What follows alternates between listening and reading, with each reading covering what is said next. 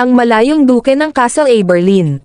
Si Aaman ang pinuno ng House Paxley at ang kasalukuyang duke ng Castle Aberlin.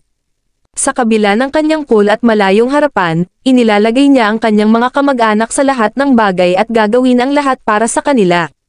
Lor, isang iyak ng isang sanggol ang bumasag sa tahimik na bukang liwayway ng Castle Aberlin.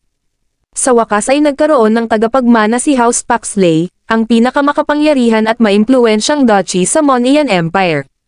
Pinangalanan siyang Aaman ng ama ng bata na si Duke Paxley, at hindi nagtagal ay ipinanganak ang kanyang mga nakababatang kapatid.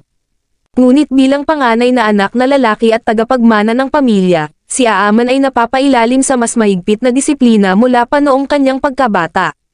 Kailanman ay hindi siya pinahintulutang maging kasing malaya gaya ng kanyang kapatid na si Gus-Ayon, at mula pa noong kabataan niya, abala na siya sa pag-aaral at mga opisyal na tungkulin sa buong araw.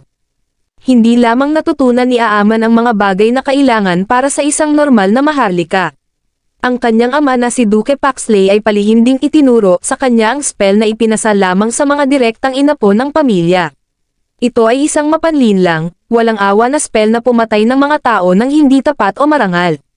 Minsan ay nakaramdam ng pag-aalinlangan si Aaman dahil ang lihim na spell ng pamilya ay hindi tumugma sa marangal na kasaysayan ng House Paxley na naniwala sa Panginoon ng Liwanag, at dahil dito, sinubukan niyang basahin ang kasaysayan ng pamilya.